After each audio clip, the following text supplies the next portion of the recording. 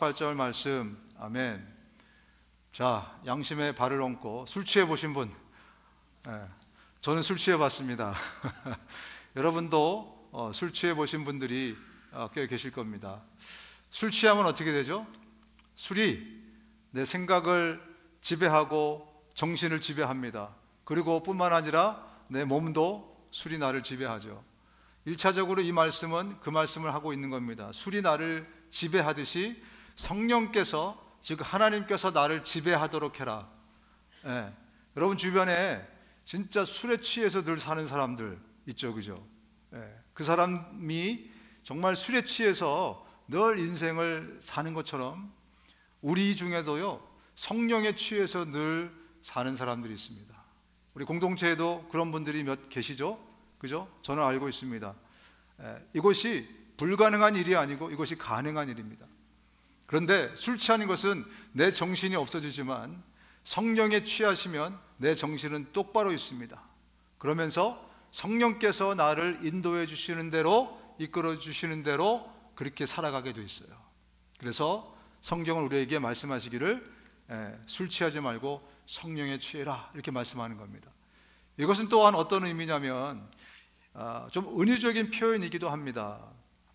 이 술이라는 것은 세상을 이야기하고 있어요. 세상에 취해서 사는 사람, 또 육신의 그 어떤 영어로 하면 earthly thing, 이 세상의 어떤 머티리얼 같은 이 earthly thing을 가지고 이것에 완전 지배당해서 사는 사람이 있어요. 그런데 이게 아니고 영적인 것, 하나님의 것으로 우리가 완전히 지배당해서 그렇게 살아라, 이 말씀이기도 합니다. 저와 여러분들은 그래서 술 취하지 말고 성령에 취할 수 있기를 주님의 이름으로 축원드립니다. 저와 여러분들은 이 earthly thing이 아니고 heavenly thing, 그리고 육적인 것이 아니고 영적인 것을 추구하며 살 수 있는 저와 여러분 되실 수 있기를 주님의 이름으로 축원드립니다. 우리 인간의 모든 문제는요, 인간의 모든 문제, 사람의 모든 문제는 하나님과의 관계가 회복되면 회복됩니다. 이건 아주 놀라운 비밀입니다, 여러분. 세상의 모든 인간사의 모든 문제는 우리가 볼 때는요, 하나님하고 직접적으로 관계가 없는 것처럼 보여요. 그래서 제가 지금 드리는 말씀이 저게 무슨 얘기인가 이렇게 들릴 수도 있어요. 그런데 하나님이 세상의 주제이시고 세상을 다스리고 만드시고 지금도 다스리고 계시기 때문에 우리가 잊지 말아야 될 것은, 여러분이 삶에서 겪는 모든 문제는 하나님과의 관계 때문에 벌어지는 일들이에요. 특별히 우리 그리스도인의 삶에서 하나님과 상관되지 않은 그런 문제는 없습니다. 모든 것이 이게 내 문제인 것 같고 이게 무슨 내 개인적인 개인사 같지만요, 이것은 따지고 들어가 보면 하나님하고 반드시 연결되게 되어 있습니다. 여러분의 자녀의 삶에서 일어나는 문제가 여러분하고 상관없습니까? 있습니까? 그거는 걔 문제인데, 걔가 아니라 그 아이의 문제인데, 그죠? 우리 아들이 세자인데 그건 세자 문제인데 그놈이 알아서 지가 할 일이지. 여러분 그렇게 할 부모가 있습니까? 없죠, 그죠? 하나님이 살아계십니다. 그분이 세상을 지금 다스리고 계십니다. 여러분 믿으십니까? 여러분 이거가 믿어지는 게 우리에게 정말 너무 감사한 일이고, 이게 우리의 믿음의 기초 아니겠습니까? 그죠? 창세기 1장 1절이 안 믿어지면 어떻게 우리가 믿음 생활을 하겠습니까? 그죠? 창세기 1장 1절은 바로 이걸 말씀하고 있어요. 하나님이 세상을 창조하셨다. 바라기는 여러분 중에 정말 모두가 이 믿음이 생기시기를 주님의 이름으로 축원드립니다. 이 믿음은 내가 막 노력해서 얻을 수 있는 게 아니에요. 아무리 자기에게 막 하나님이 세상을 창조하셨으니까 믿어야 돼 이래서 믿어지는 게 아닙니다. 하나님이 믿게 해주셔야 돼요. 그래서 여러분 모두가 그런 하나님의 은혜, 그런 하나님의 축복을 받으실 수 있기를 주님의 이름으로 축원드립니다.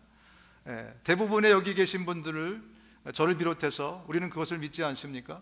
그렇기 때문에 우리 삶에서 일어나는 고난, 우리 삶에서 일어나는 문제, 우리 삶에서 일어나는 그 어떤 것일지라도 시험 들고 별의별 것들 다, 인간관계를 비롯해서 돈 문제, 또 자식 문제, 건강의 문제, 모든 문제는 전부 다 하나님과 연결되어 있습니다.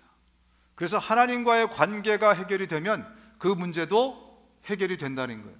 예, 이것은 정말 놀랍고 놀라운 비밀입니다. 이것을 우리가 잊지 않았으면 좋겠습니다. 이스라엘의 역사가 이것을 증명하고 있어요. 여러분, 사사시대, 성경을 보면 사사시대는 왜 이렇게 살기 힘든 시대였어요? 하나님하고 관계가 멀어져 있었기 때문에 그래요. 그래서 사람들이 다 자기를 하나님으로 생각하고 살았어요. 예. 그때에는 하나님이 계시지 않은 것처럼 그런 삶을 그들이 살았기 때문에 그들의 삶은 굉장히 곤핍하고 아주 핍절했습니다.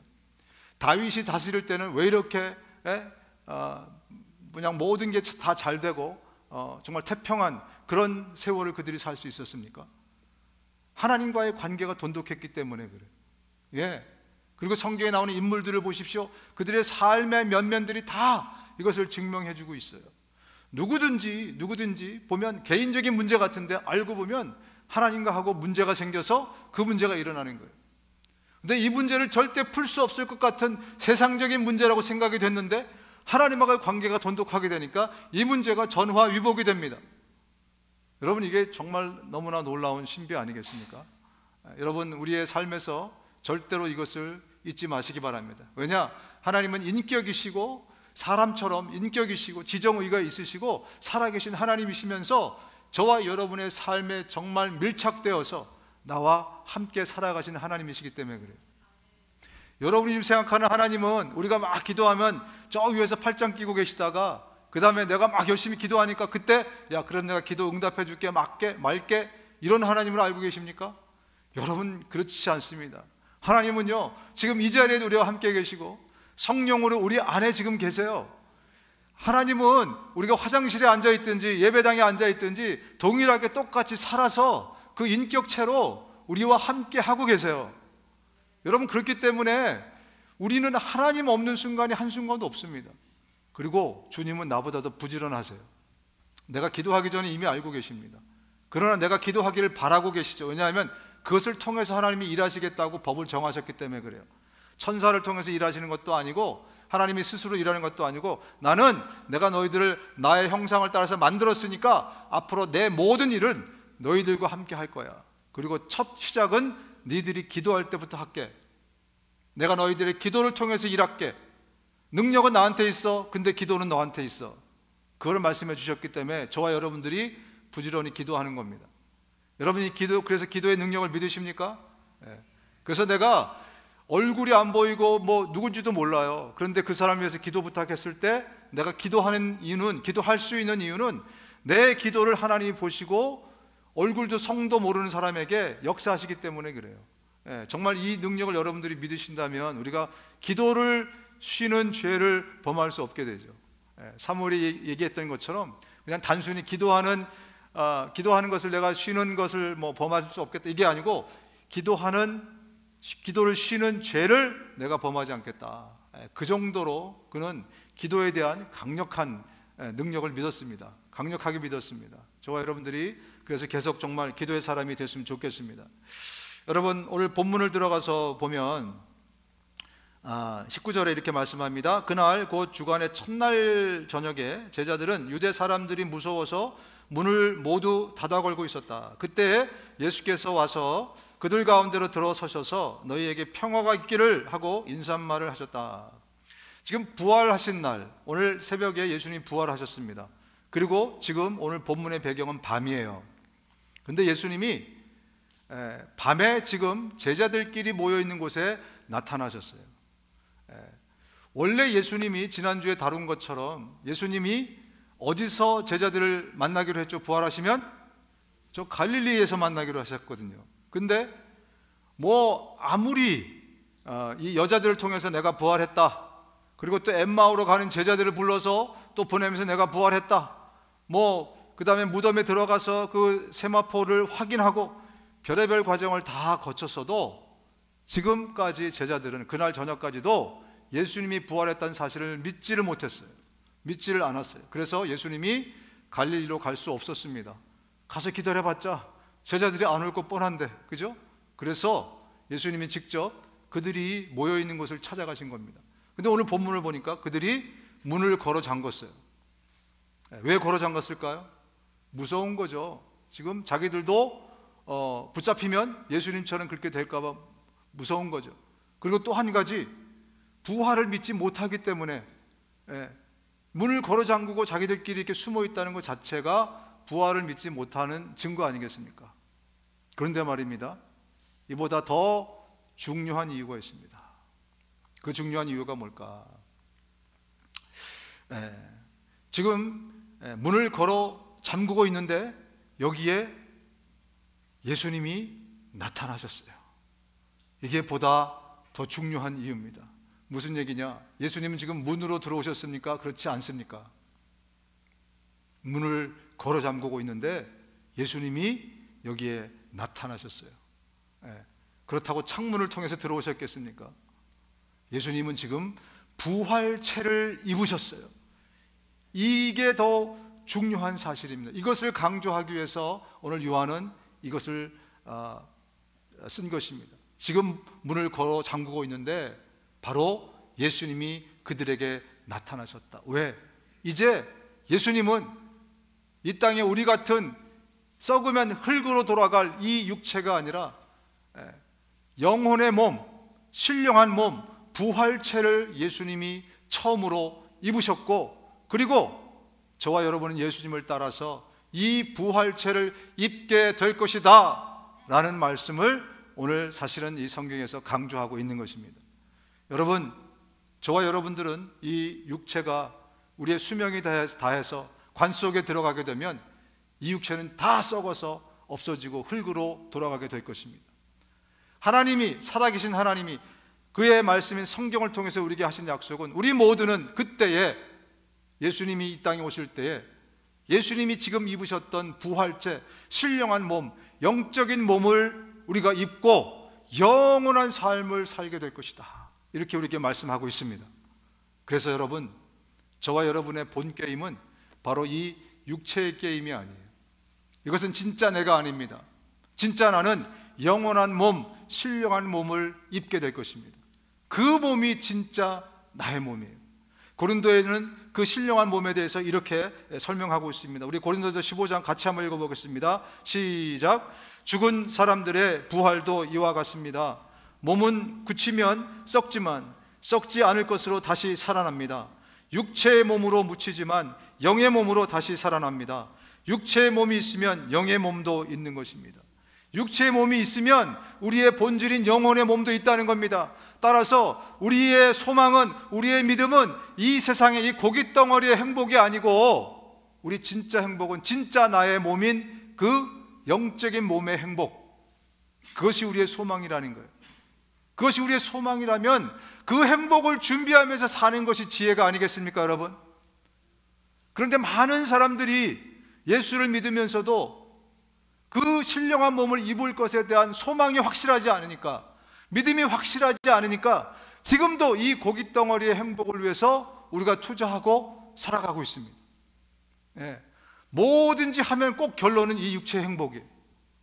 여러분, 이것은 썩어서 없어질 것입니다. 이거는 팔 하나가 잘라서 없어질 수도 있고요, 다리 하나가 잘라서 없어질 수도 있습니다. 왜? 이것은 본질이 아니기 때문에. 그러나 우리가 입을, 예수님처럼 입을 그 육체는요, 그것이 우리의 본질이고 영원한 세월을 그 육체를 입고 우리가 살아가게 될 것입니다. 따라서 저와 여러분들의 소망은, 믿음은 바로 그 육체를 입고 영원히 그 육체가 행복하게 하나님과 함께 살 것, 그것이 바로 저와 여러분의 소망이고 믿음이고 우리의 기대입니다. 여러분, 그 믿음이 있으십니까? 여러분, 그 소망이 있으십니까? 그렇다면 이제 우리의 관심, 우리의 포커스를요, 이 썩어질 육체가 아니고 이제 그 영원한 몸, 저 영원한 세월에서 주님과 함께 살 그 부활체, 그것이 우리의 소망이 되어야 돼요. 그것을 위해서 우리가 투자하고, 그것을 위해서 우리의 에너지를 쏟고, 그것에 관심을 가지고 그것을 준비하면서 저와 여러분들이 살아야 되는 겁니다. 너희는 자기를 위하여 보물을 땅에다 쌓아두지 말라. 땅에서는 조미 먹고 녹이 슬어서 망가지며 도둑들이 뚫고 들어와서 훔쳐간다. 그러므로 너희를 위하여 보물을 하늘에 쌓아두어라. 여러분, 헌금 많이 내십시오, 그 얘기하는 거 아니에요. 지금 이거는 그 얘기보다 훨씬 더 무게 있는 메시지가 이 안에 들어있습니다. 우리의 보물, 예. 여러분의 그 소중한 것을 가지고 무엇을 위해서 지금 투자하고 있는 거예요? 이 썩어질 육체입니까? 아니면 저 영혼이 살아서 영혼이 존재할 바로 그 육체입니까? 그것을 위해서 여러분들이 여러분의 보물을 준비하면서 살라, 그 말씀을 하고 있는 것입니다. 그러므로 여러분이 그리스도와 함께 살려주심을 받으면 위에 있는 것들을 추구하십시오. 여러분은 땅에 있는 것들을 생각하지 말고 위에 있는 것들을 생각하십시오. 이 얼틀리 띵을 가지고 우리가 정말 안달복달하면서 그냥 이게 뭐 오매불망하면서 하여튼 이 세상의 육신의 것들을 가지고 우리가 고민하고 고통받고 살아가는데, 여러분 그런 저 차원의 삶이 아닌 고차원의 삶을 이 당장에 일어나는 이런 어떤 찰나적인 기쁨이나 이런 것이 아닌 저 영원한 것, 그것을 붙들며 그것을 추구하고 그렇게 살아야 된다, 이렇게 말씀하고 있는 겁니다. 어떤 분들은 이렇게 얘기하죠. 목사님, 삶이 얼마나 힘든지 아십니까? 평신도의 삶이 얼마나 힘든지 아십니까? 오늘도 먹고 살기 위해서 이렇게 한 주간 동안 그냥 고군분투하고 내가 막 이렇게 치열하게 살다 왔는데, 목사님이 현실을 몰라서 그래요. 저 집사람을 보니까, 저는 아니지만 저 집사람을 보니까 그렇게 정말 치열하게 사는 것을 보게 됩니다. 아침이고 새벽이고 하여튼 치열하게 직장에 가서 부딪히고 일하고 문제 해결하고 뭐 하여튼 스트레스 뭐 다 압니다. 여러분, 만약에 여러분 중에 누군가가 주님, 아니 목사님, 먹고 사느라고 바쁜데 좀 이해해 주십시오 라고 만약에 이야기한다면 저는 그렇게 좀 말씀드리고 싶습니다. 여러분, 당신은 지금 명백하게 무엇을 위해서 살고 있는지를 당신이 지금 증명하고 있습니다. 당신이 고백하고 있습니다. 여러분, 세상에 힘들지 않은 일은 없습니다. 제가 목회를 좀 쉬운 것처럼 얘기하지만 제 일이라서 그렇게 그냥 얘기하는 것 뿐입니다. 여러분, 목회하고 싶으세요? 여러분 자식 목회시키고 싶으세요? 여러분, 목회나 그 어떤 일도요, 쉬운 일은 세상에 존재하지 않습니다. 하우스와이프가 쉬울 것 같으세요? 절대로 쉽지 않습니다. 세상에 육체를 입고 있는 동안 그 어떤 일도 우린 쉬운 일이 없어요. 다 치열하고 다 힘들고 다 죽겠고 다 아프고 다 어려워요. 그걸 모르는 사람이 어디 있겠습니까? 그런데 하나님은 그 가운데서 우리에게 말씀하십니다. 그런데 네가 이 곧 없어질 이 육체의 행복이 아닌 그 가운데서 네가 분연히 일어서서 믿음으로 소망으로 저 영원한 육체를 바라보면서 저 영원한 세월을 바라보면서 네가 투자하며 살 수 있겠니? 라고 주님이 우리에게 물어보십니다. 주님께서 우리에게 그 질문을 이 시간에 던지고 계세요. 저와 여러분들은 그래서 어리석은 세상 사람들처럼 이 세상이 전부인 것처럼 사는 것은요, 나중에 엄청나게 후회가 되실 것입니다. 언제?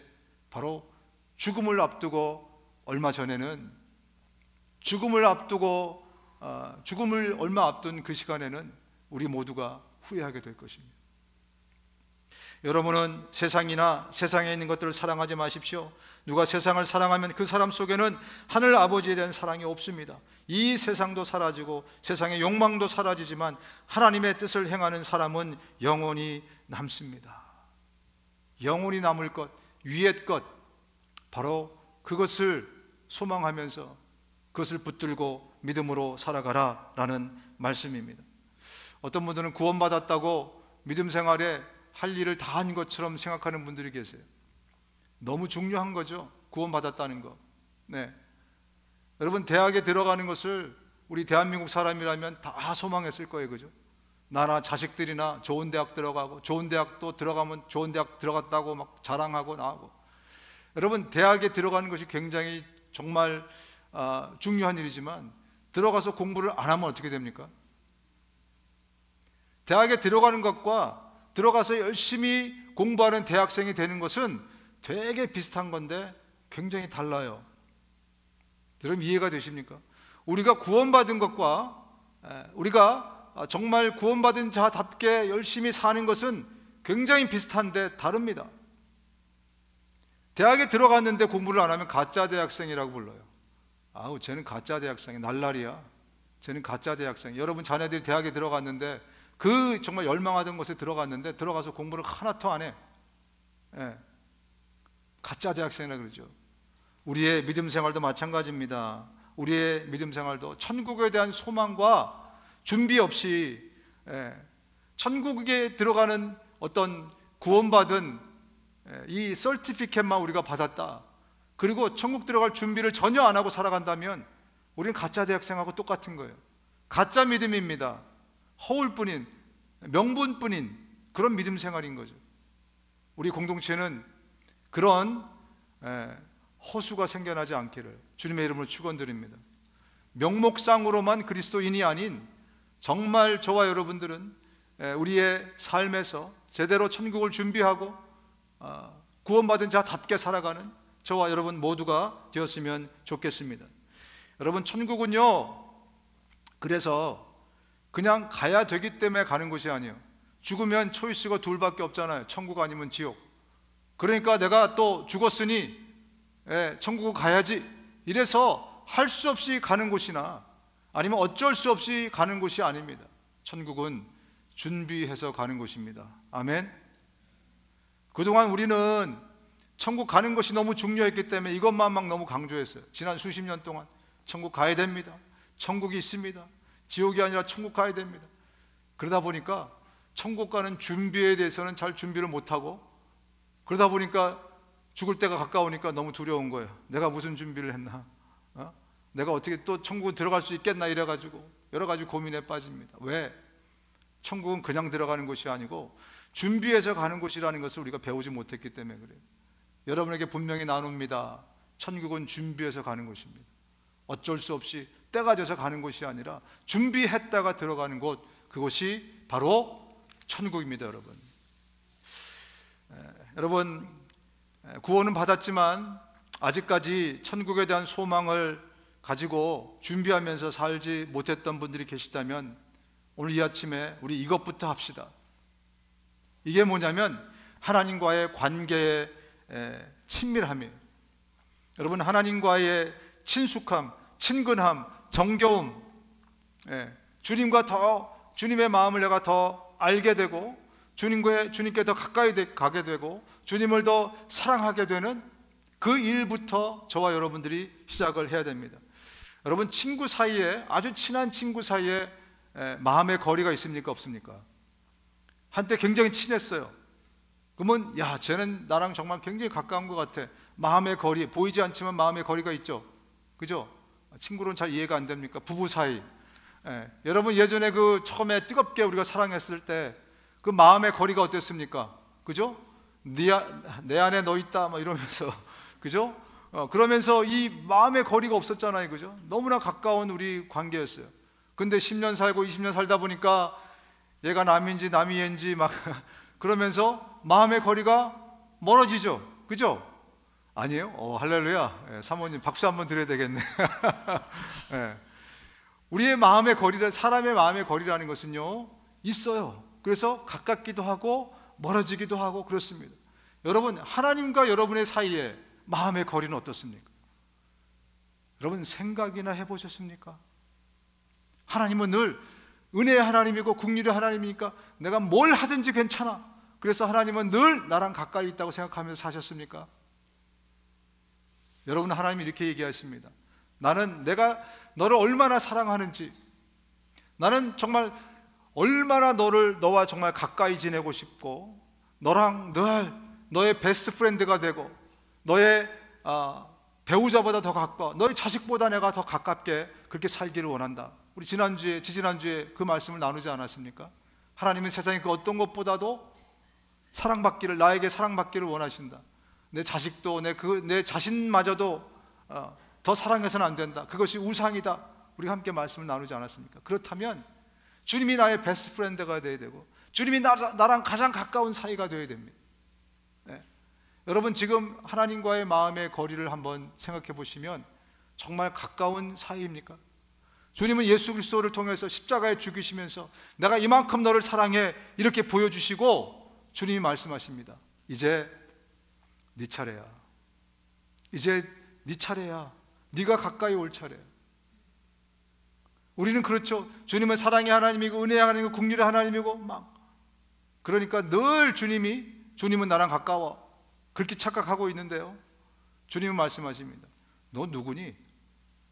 아, 주님, 제가 주님의 이름으로 귀신도 쫓고요, 내가 주님의 이름으로 사역도 하고요, 주님의 이름으로 예언도 하고요, 내가 많은 일을 했는데요. 근데 주님이 말씀하십니다. 알았어, 근데 넌 누구니? 우리는 그동안 많은 착각에 빠져왔어요. 하나님이 나랑 되게 가까운 줄 알아요. 하나님의 사랑과 은혜 때문에, 십자가의 사랑 때문에 하나님이 지금 나랑 엄청 가까운 줄 알아요. 내가 성경 공부하면서 하나님이 이런 하나님이다, 하나님은 은혜의 하나님, 긍휼의 하나님이고 전능하신 하나님이고 전지하신 하나님이고 주님의 성품에 대해서 내가 많이 배웠어요. 잘 알고 있어요. 그러니까 내가 하나님하고 가까운 줄 알아요. 제가 무슨 얘기 드린지 아시겠습니까? 설교를 통해서 하나님이 누군지 많이 매주마다 소개받았어요. 우리 하나님이 이런 하나님이고 나를 정말 그렇게 끔찍히 아끼시고 내가 기도할 때마다 응답해 주시고 세상에 그 무엇보다도 나를 사랑하시고 관심을 갖고 계시고 하나님에 대해서 너무 많이 들었어요. 그래서 이제 하나님을 알아요. 그러면서 착각해요. 내가 하나님하고 가깝다. 여러분이 권태사 목사에 대해서, 권태사 목사는 1969년생이고 생일은 뭐고 혈액형은 뭐고 MBTI는 뭐까지 알아요. 심지어 그리고 뭐 어디 주소도 알고 모든 걸 다 알아. 많이 배웠어요. 제가 여기서 맨날 떠드니까 저 사람은 뭐 어린 시절 이렇게 보냈대, 뭐 언제 예수님을 믿게 됐대, 다 알아. 근데 여러분 저 아세요? 나랑 살아봤어야지. 저랑 살아보셔야죠. 그러면 하나님도 마찬가지입니다. 이 얘기를 제가 하나님이 여러분에게 하시고 싶은 말씀이에요. 우리는 하나님에 대해서 많이 안다고 착각해요. 주일학교 때부터, 어릴 때부터 지금도 성경을 열심히 읽고 있어요. 그런데 경험해 보질 않았어요. 그것은 아는 게 아니에요. 저에 대해서 많이 알고 있지만 저랑 살아보지 않았으면 저를 아는 게 아니듯이 우리 하나님도 설교를 통해서 매주 듣잖아요. 인터넷을 통해서 매주 은혜 듣고 은혜 받고 감동하고, 내가 감동하고 내 감정이 움직이면 내가 그를 안다고 생각해요. 여러분, 연예인 여러분 아세요? 여러분이 좋아하는 연예인 누구입니까? 나오나? 뭐 차은우로 할까요? 우리 어르신들의 편의를 위해서. 여러분, 나오나에 대해서 다 안다고 하잖아요. 이미자에 대해서 다 안다고 하잖아요. 그런데 정말 아냐고요. 하나님도 마찬가지입니다. 매주 설교 듣고 제자 훈련 나가가지고 공부하고요, 성경도 막 외우고요, 인터넷 통해서 모자라갖고도 설교도 듣고요. 한편으로는 다 위로받고 뭔가 이 고깃 덩어리에 뭔가를 위해서 뭐 문제 해결받기 위해서 여러분 그렇게 하는 것도 있고, 또 하나는 착각이기 때문에 그래요. 그러면 내가 하나님을 안다. 근데 정작 하나님을 만나면 아니야, 이제 네가 움직일 차례야. 하나님을 가까이 하라. 그러면 하나님이 너를 가까이 하시리라. 왜 그런 말씀을 하셨겠어요? 우리가 착각하고 있기 때문에 그래요. 지금 나는 하나님하고 친하다, 하나님이 나를 사랑해 주셔서 나에게 은혜와 복을 다 준비해 주시고 복을 진짜로 주신 것 같다고 주님과 내가 친한 것은 다른 문제예요. 제가 여러분에게 필요한 모든 편의를 제공하고 은혜를 베풀고 능력이 더 있어서 뭔가 다 해주는 것과 저랑 정말 가까이 친한 것은 다른 문제라고요. 그렇지 않습니까, 여러분? 다시 여러분에게 물어봅니다. 여러분, 하나님과의 마음의 거리는 얼마만큼 가까우십니까? 여러분, 하나님의 마음을 아십니까? 하나님의 의도를 아십니까? 하나님이 이렇게 말씀하신 것을 우리가 읽으면서 들으면서 왜 그 말씀을 하셨는지 그걸 캐치하십니까? 마태복음 25장에 보면 달란트 비유가 나와요. 19장에 보면 문화 비유가 나옵니다. 문화, 돈 단위예요. 돈 단위, 옛날에 돈 단위. 같은 비유인데 조금 다르게 설명하고 있어요. 근데 이 두 가지를 종합해 보면 어떤 결론이 나오냐면, 우리의 관심은 돈이 얼마나 있느냐, 얼마나 벌었느냐 여기에 있어요. 처음에 5달란트, 2달란트, 1달란트 맡겼는데 이 종이 열심히 일해가지고 나중에 또 5개 남겼대, 2개 남겼대. 나도 그러면 부지런히 일해서 4개 남겨야 되겠다, 5개 남겨야 되겠다. 이게 우리의 관심이에요. 근데 이 두 가지를 합쳐보면요, 주님의 관심은 거기 있지 않아요. 왜냐하면 여기는 5, 2개, 1개 나눠주지만 여기는 문화를 1개씩만 나누죠. 1개씩만. 똑같은 비유인데.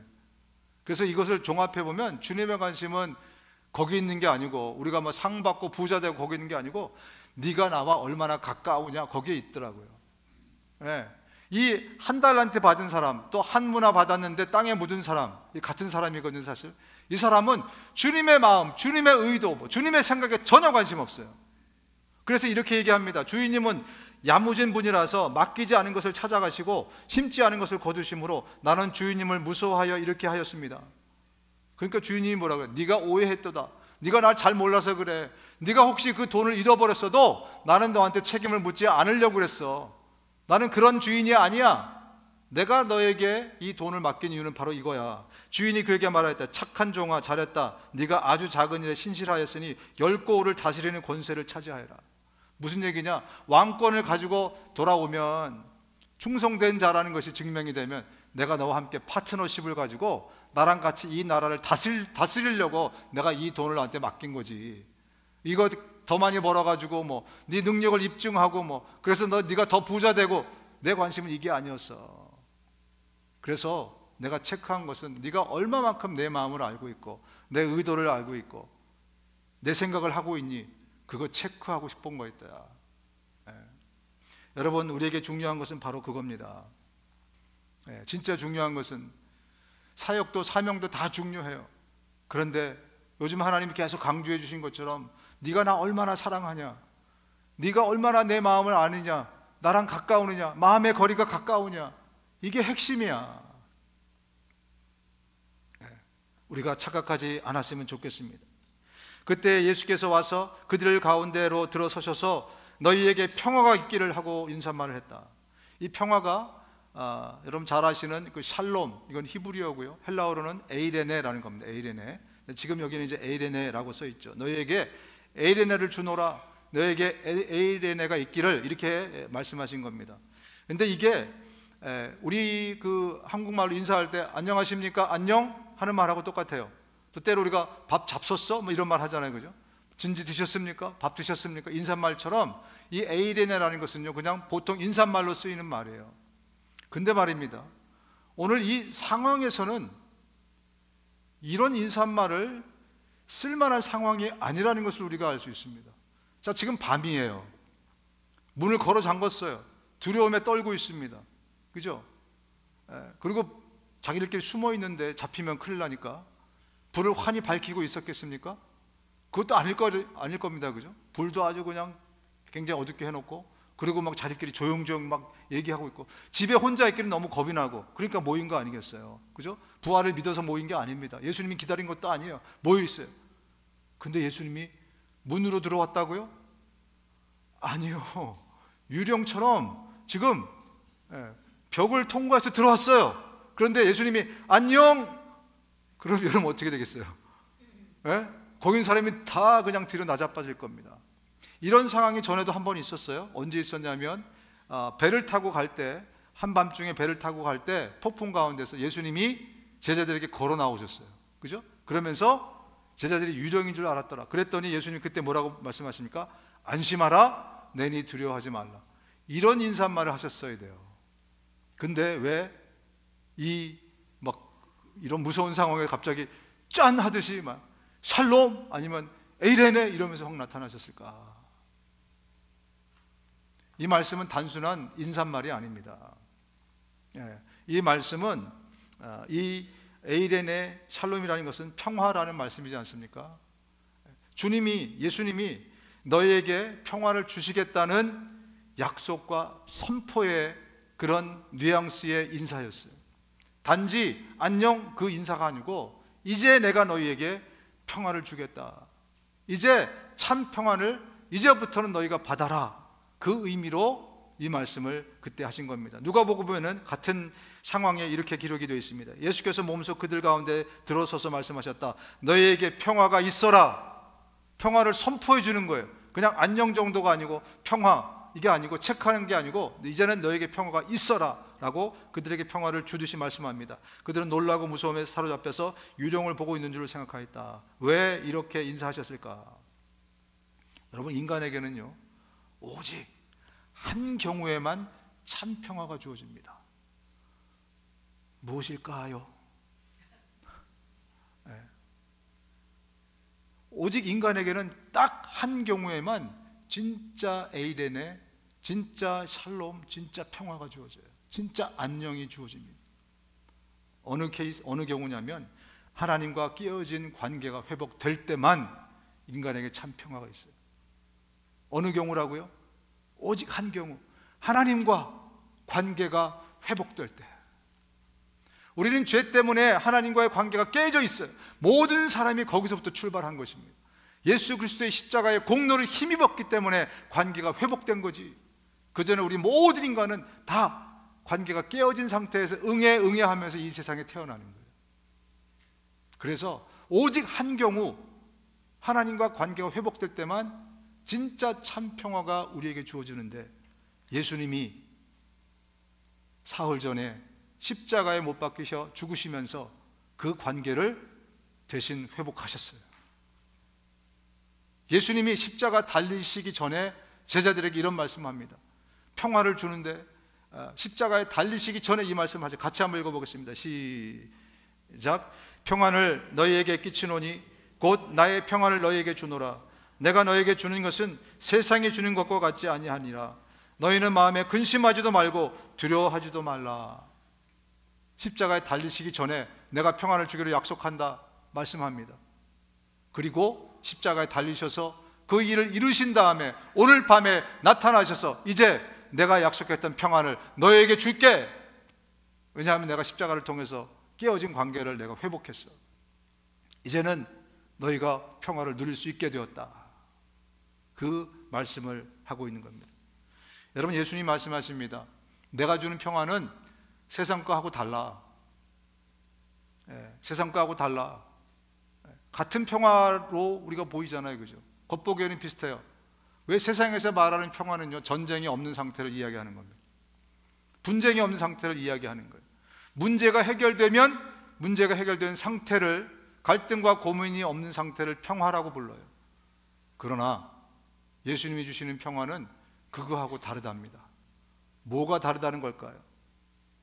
뭐가 다르냐면 평화의 근원이신 그 셈이 우리 안에 생기기 때문에 달라지는 거예요. 평화의 근원이신 하나님과 연결됐기 때문에 단순한 평화가 주어지는 것이 아니고 진짜 평안의 소스가 우리 안에 생겨나는 겁니다. 그 평안 속에는 기쁨과 감격과 감사와 행복이 그 안에 있습니다. 그렇기 때문에 세상이 말하는, 세상이 주는 단순히 전쟁 끝, 이거하고는 차원이 다른 평화다라고 주님이 말씀하시는 겁니다. 여러분의 삶에 평화가 있다면 여러분은요, 지금도 기쁨과 감사가 이 안에서 흘러나오게 될 것입니다. 아무리 어려운 환경과 아무리 정말 두려운 환경이 있을지라도 우리의 평화를 멈출 수 없어요. 왜냐하면 우리의 평화의 소스가, 파이프가 연결이 되어 있기 때문에 평화의 파이프를 통해서 계속해서 주님이 주시는 그런 기쁨과 감격과 평화가 우리 안에 넘쳐나기 때문에 그렇습니다. 여러분, 이 평화가 있으십니까? 여러분, 이 평화를 누리고 계십니까? 우리 그리스도인들이 정상적인 그리스도인, 건강한 그리스도인이라면 이 혜택과 은혜를 우리의 삶에서 날마다 누리면서 살아야 마땅합니다. 건강한 그리스도인들이라면. 여러분, 세상에서는요, 배부르고 분쟁이 없고 근심 걱정이 없고 하는 일마다 잘 되고 원하는 것마다 내가 얻고 그럴 때 평안하다 이렇게 얘기합니다. 여러분도 한번 그렇게 예전에 한번 해보셨을지 모르겠어요. 또 그런 얘기를 많이 들어보셨을 거예요. 평안하다. 그런데 말입니다, 그런 때가 되면 여지없이 우리 안에 공허감이 몰려옵니다. 여지없이 허전함이 몰려와요. 그래서 어찌할 수 없는, 내가 이걸 이루면, 내가 이걸 가지면, 내가 이걸 성공하면, 그러면 진짜 내가 원하는 기쁨과 감격과 이게 계속 내 삶에서 유지될 줄 알았는데 좀 지나니까 이 안에 뭔가 모를 불안함이 또 공허함이 막 생겨나기 시작해요. 그러니까 더 열심히 일합니다. 더 열심히 돈 벌고 막 더 열심히 뛰고. 왜 그렇게 부지런히 합니까? 그 공허감 때문에 그래요. 그러다 병 들어서 죽게 되죠. 그게 우리가 보는 인생 군상 아니겠습니까? 이 세상에서 흔히 볼 수 있는 이 공허감은요, 절대로 어떤 외부에 있는 것을 가지고 채울 수 있는 것이 아닙니다. 인간 존재의 공허감은요, 인간을 만드신 하나님의 것으로만, 하나님만이 채울 수 있는 것이기 때문에 그래요. 여러분, 행복한 부자 보셨습니까? 아니, 그냥 뭐 좀 잘 사는 사람 말고 진짜 벼락부자인데 행복한 사람 보셨냐고요. 행복한 스타, 행복한 연예인 보셨어요? 어디 가면 다 알아보는 연예인, 그 사람이 정말 나는 진짜 행복하다, 이런 사람 보셨습니까? 여러분, 행복한 권력자 보셨습니까? 모든 권력을 다 갖고 있어요. 사람도 죽일 만한 힘이 있어요. 그런 사람이 행복하다, 진짜 행복하다라는 고백을 들어보셨습니까? 아마 없으실 겁니다. 여러분, 예수님을 인격적으로 만나서 하나님과 관계가 회복될 때만 우리 인간은 참 행복, 참 평안을 누릴 수가 있습니다.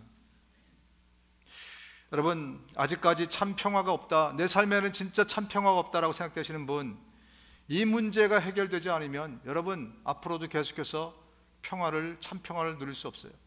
잠시는 달콤한 사탕을 먹으면서, 잠시는 안락한 의자에 누워 있으면서 누릴 수 있겠지만, 진정한 참 평안과 기쁨은 절대로 하나님과 떨어져 있을 때는 누릴 수가 없는 것이 바로 인간입니다. 오늘 본문의 20절에 이렇게 말합니다. 이 말씀을 하시고 나서 두 손과 옆구리를 그들에게 보여주셨다. 제자들은 주님을 보고 기뻐하였다. 여러분, 유령인 줄 알았는데 이제 예수님을 알게 됐습니다. 그랬더니 그 다음 챙겨나는 게 뭡니까? 기쁨인 것입니다. 인간은 예수님이 있어야 기뻐요. 여러분, 예수님 안에 있어야 기쁩니다. 그 무슨 맛있는 음식을 먹거나 그 어디를 가도 예수님 안에 있지 않으면 우리는 절대로 행복할 수 없는 존재가 바로 이 피조물, 하나님의 형상을 닮은 저와 여러분들입니다. 그래서 주님이 말씀합니다. 내 안에 머물러 있어라. 그리스도 안에 머물러 있어라. 주 안에 머물러 있어라. 여러분이 외부적인 요소를 가지고 우리의 마음이 기뻐지는 것을 해피니스라고 합니다. 해피, 영어로 해피. 우리 안에서 솟아나는 기쁨을 조이라고 부릅니다. 제가 사전을 찾아보니까 이렇게 두 가지 다르게 정의하고 있더라고요. 해피는요, 밖에 있는 요소 때문에 내 마음이 즐거워지는 거예요. 조이는 안에서 나오는 거예요. 그러면 우리 강아지는 해피할까요? 조이할까요? 짐승들은요, 해피할 수밖에 없어서 해피라고 이름을 짓는 거예요. 우리 인간들이 이 안에서 나올 수 있는 게 조이입니다. 누구를 통해서? 하나님의 형상을 따라서 만들어진 존재, 하나님을 위해서 만들어질 수 있는 게 참 조이, 참 기쁨이 우리 가운데서 오게 되는 것입니다. 여러분, 이 조이는요, 죄 문제가 해결이 돼야, 그래야 우리가 얻을 수 있는 거예요. 죄 문제 때문에 우리는 조이할 수 없어요. 조이를 인조이할 수 없어요. 그래서 예수님이 이 죄 문제를 해결하신 것입니다. 그리고 예수님 말씀하십니다. 내 안에 머물러 있어라. 나를 떠나서는 너희에게 조이가 없어. 해피가 있을 수 있어. 그러나 조이는 없을 것이다. 사람이 내 안에 머물러 있지 아니하면 그는 쓸모없는 가지처럼 버림을 받아서 말라버린다. 사람들이 그것을 모아다가 불에 던져서 태워버린다. 왜 이 말씀을 하고 있습니까?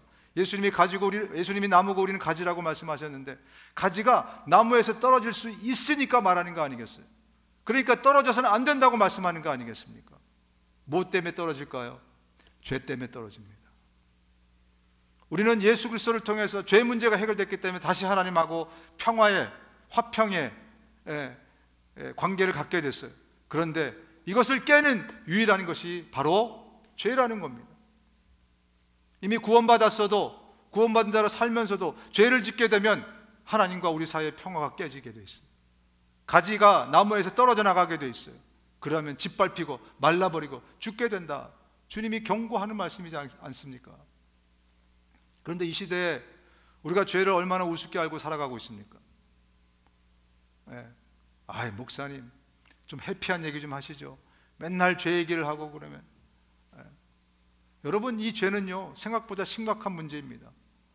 지난 수십 년 동안 이 죄 문제를 교회에서 다루지 않았어요. 그렇기 때문에 우리의 신앙생활이 엉망이 됐다고 저는 생각합니다. 본질적인 문제를 다루지 않았기 때문에 다른 거 아무리 잘해도 구멍이 새고 있어요. 그래서 저와 여러분들은요, 다시 본질로 돌아가야 됩니다.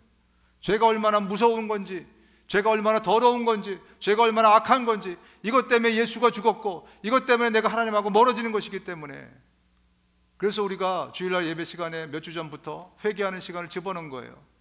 죄에 대한 심각성을 우리가 다시 회복해야 된다. 그렇지 않으면 우리는 그냥 허수의, 실수가 아니라 허수의 그런 신앙생활을 할 수밖에 없기 때문에 그렇습니다.